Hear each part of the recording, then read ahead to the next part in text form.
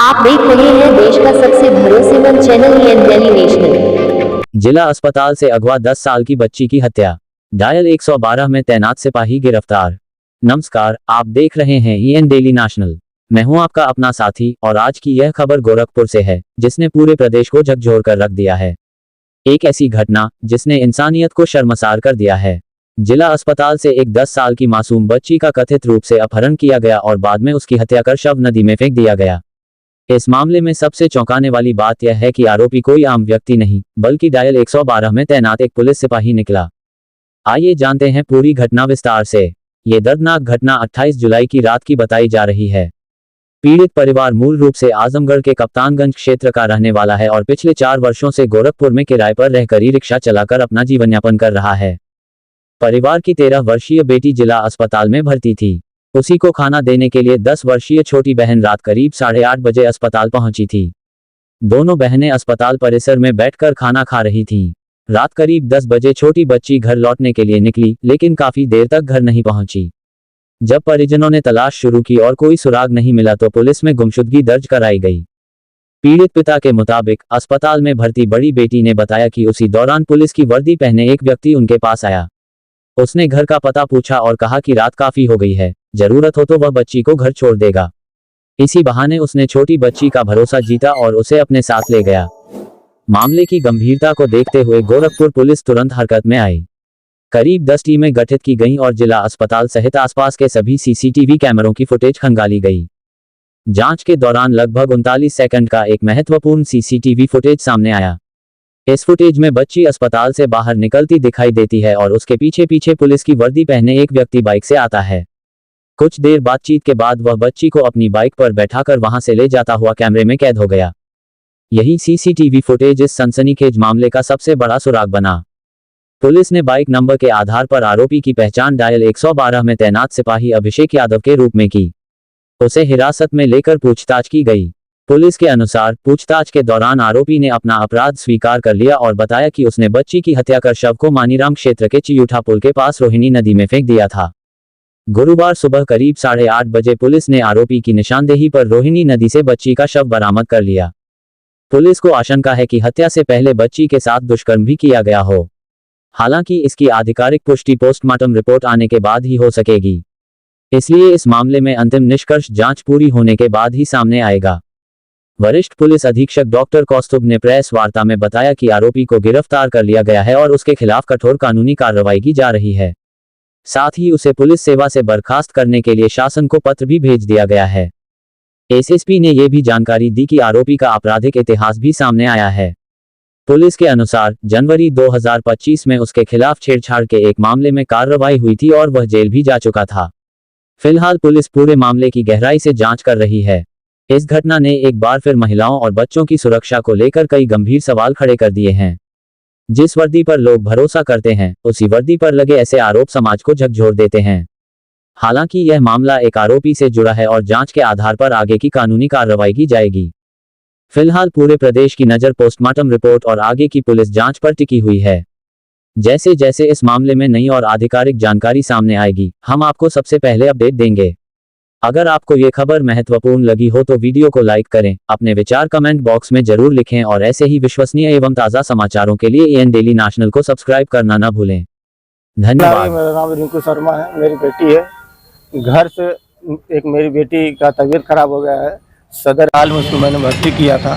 उसको खाना देने के लिए 8 बजे घर से वहाँ से निकली है और अंदर घुसी 8:30 बजे करीब और 9 बजे के करीब वो निकली है वहाँ से खाना देकर इसके बाद पानी देकर पानी भी दी है। पानी देकर बच्चे का कपड़ा भी लिया, जितना बर्तन था वहाँ पर जो जिनका आया हुआ बर्तन भी लेकर पन्नी में वो भर कर लेकर जा रहे हैं, हाथ में पूरा दिख रहा है। इसके बाद वो गाड़ी वाला आगे से जा रहे, पीछे से गाड़ी वाला जा रहा है और बीच में वहाँ से चौराहे से गेट से पहले उसको बैठाया है और मतलब 10 कदम आगे जाके गेट पे वो गाड़ी रोक दिया है। ये कब की घटना है? 9:20 कब? आज का? कल का। उसके बाद आपने क्या किया? उसके बाद ये 112 नंबर मैंने 1 घंटा 1.5 घंटा मैंने प्लस चेक किया पूरा हॉस्पिटल, जहाँ तक मेरी उम्मीद थी कि इधर तो रसोई होगी, उसको वो लोग भी जानते थे कि हम हो सकता है कि कहीं सो गई हो, उसके कारण में हम 1-2 घंटा लेट हो गया, नहीं तो मैं पुलिस स्टेशन में पहले कर दिया होता। तो मैं यही सोचना किया कि चलो भाई यहीं पर सोई होगी। मैं सुबह तक यही था कि चलो भाई पूरा ढूंढ लिया रात में भी, फिर मैं सुबह भी ढूंढा हूँ उसको, पूरा देख लिया हूँ, तब मेरे को उसका हो गया है। तब मैं 112 नंबर पे करीब 12 बजे मैंने कॉल किया। क्या अब तक FIR हो गई है आपकी? यार मैंने 1 बजे किया है कोतवाली में आकर। क्या नाम है आपका? मेरा नाम रिंकू शर्मा है। कहाँ के निवासी हैं? निवासी में जिला आजमगढ़ का हूँ। यहाँ क्या करते हैं? 8 बजे करीब ये जैसा कि आप सभी को विदित है कि 28 तारीख की रात्रि 10 बजे रिंकू शर्मा की बिटिया, जिनका नाम था दीपिका, जिनकी उम्र लगभग 10 वर्ष थी, ये सदर अस्पताल के सामने से इनके द्वारा बताया गया था कि किसी मोटरसाइकिल पे एक वर्दीधारी व्यक्ति द्वारा अपने साथ लेके गया है, जो अभी तक लौट के नहीं आई है। इस क्रम में पुलिस की कई टीमों को सक्रिय किया गया था, अभियोग पंजीकृत किया गया था। नंबर प्लेट को जब हम लोगों ने ट्रेस किया तो ये मोटरसाइकिल 112 में नियुक्त आरक्षी अभिषेक यादव, जो मूल रूप से गाजीपुर का रहने वाला है, उसका हुआ। 9 बजे के करीब निकली है। और साथ ही हम लोगों के द्वारा मोटरसाइकिल को CCTV में बैक ट्रेस और फ्रंट ट्रेसिंग किया जा रहा था। इस क्रम में बालिका की बॉडी आज हमें चिवटाहा पुल के पास से बरामद हुई और इसमें पोस्टमार्टम हेतु बॉडी को भिजवाया गया है और परिजनों से प्राप्त तहरीर में समुचित धाराओं को बढ़ाते हुए अभियुक्त की गिरफ्तारी करते हुए अग्रिम विधिक कार्रवाई की जा रही है। इसमें अभी तक की प्रारंभिक पूछताछ में अभियुक्त की दुर्भावना प्रदर्शित हुई है और बच्ची द्वारा रेजिस्ट करने के क्रम में बल प्रयोग में इस प्रकार का घटना कारित होना प्रतीत पाया जा रहा है और बाकी सारी चीजें अग्रिम विवेचना से स्पष्ट हो जाएंगी। पुलिस द्वारा इसमें इस पूरे मामले की गंभीरता और जो अभियुक्त है उसके कृत्य को देखते हुए कठोरतम कार्रवाई करते हुए इसके विरुद्ध फास्ट ट्रैक कोर्ट के माध्यम से विवेचना का निस्तारण और कठोरतम कार्रवाई की पैरवी की जाएगी। इसमें इसकी बर्खास्तगी के लिए आज तत्काल फाइल मूव की जा रही है और इस प्रकार के कृत्य करने वाले व्यक्ति को तत्काल विभाग से बर्खास्त करते हुए और साथ में इसमें आवश्यकता अनुसार NSA की कार्रवाई को भी अमल में लाए।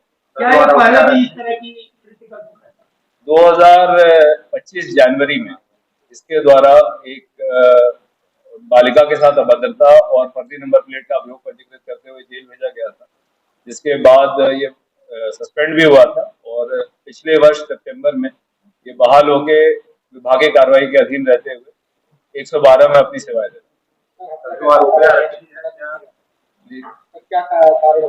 देखिए, अभी तक की प्रारंभिक पूछताछ में दुर्भावना प्रतीत हो रही है। इस व्यक्ति के द्वारा अभी रेजिस्ट किया जा रहा है पूरी बात बताने में, मगर अभी तक जो चीज समझ में आई है और जिस तरह की परिस्थिति है इसकी दुर्भावना प्रतीत हो रही है।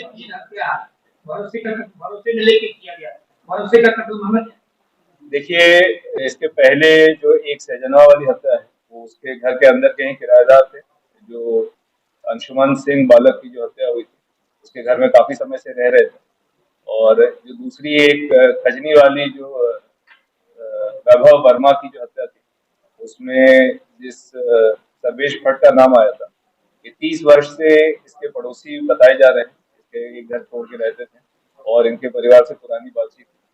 तो इस प्रकार की दोनों घटनाओं में और इस वाली घटनाओं में भी पुलिस द्वारा अभियुक्तों को तत्काल गिरफ्तार करते हुए उसमें अग्रिम विधिक कार्रवाई की जा रही है और इसके पूर्व की 2 घटनाओं को भी हम लोगों ने फास्ट ट्रैक कोर्ट में लेते हुए उसमें भी विदिन 1 वीक चार्जशीट सबमिट करते हुए और हम लोग प्रयास करेंगे कि 1 से 2 महीने के अंदर ही हम कन्विक्शन प्राप्त करें। मैं आप लोगों को बताना भी चाहूंगा कि हमारे सहजनवा वाले केस में चार्जशीट सेशंस कोर्ट में 1 हफ्ते के अंदर ही दाखिल की गई और वर्तमान में उसमें ट्रायल प्रचलित है और यही दोनों जो हमारी घटनाएं हैं, चाहे खजनी वाली है चाहे कोतवाली वाली है, इसमें भी सिमिलर फ्रेमवर्क पे काम करते हुए अतिशीघ्र हम लोग सजा कराने का प्रयास। देखिए, आरक्षी आरोपी अभिषेक यादव मूल रूप से जनपद गाजीपुर का रहने वाला है और वर्तमान में 112 में इसकी तैनाती है।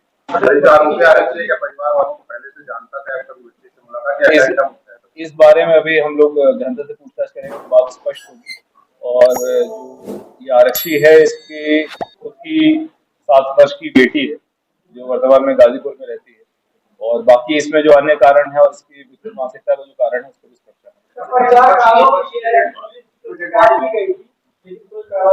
देखिए, पुलिस के पास सूचना आने के तत्काल बाद से पुलिस द्वारा सीसीटीवी कैमरा फुटेज ये देखा जाना शुरू कर दिया गया था और कल इसमें मीडिया वालों के माध्यम से भी जब हमारे संज्ञान में डाला गया तो आप लोगों के साथ भी बैठ के परिवार की सारी पीड़ा और सारी चीजों को समझते हुए इसमें पुलिस ने अत्यंत सक्रियता से कार्य करने का प्रयास किया है और इसमें कल परसों रात से लेकर आज सुबह 4 बजे तक लगभग 200 से अधिक कैमरों को देखा भी गया और जिसके कारण हम लोग त्वरित रूप से इस पूरे घटना का अनावरण कर रहे हैं।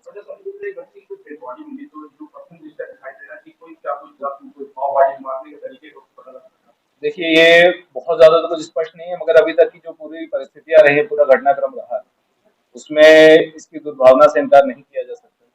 तो हम लोग उसी एंगल पे काम करते हुए कठोरतम सजा के ये हम लोगों के पास सूचना बुधवार के सुबह 2 बजे है प्राप्त हुई और प्राप्त होने के बाद से ही इसमें टीमें लगी हुई और इसमें अभियोग पंजीकृत करते हुए लगातार थाने और चौकी की टीमें लगी थी और 3 बजे के बाद इसमें जनपदीय टीमों को डिप्लॉय किया गया था। इसमें हमारे 4 additional SP north south city और एसपी राइट सभी लगे। देखिए, अभी तक तो इसी अभियोग के विरुद्ध ही कार्रवाई हमारी प्रचलित है और अगर कहीं भी किसी प्रकार की लापरवाही प्रदर्शित होगी तो इस तरह की घटनाओं को रोकने के लिए क्या कार्रवाई? देखिए, इसमें से जो 2 घटनाएं थी जो घर के अंदर की ही थी उसमें कुछ और कहना उचित नहीं होगा क्योंकि घर के पड़ोसी और घर की किराएदारी थी और इस वाली घटना में जितने भी इस प्रकार की दूषित मानसिकता के अगर कोई भी पुलिसकर्मी होंगे तो उनके विरुद्ध भी कठोर कार्रवाई।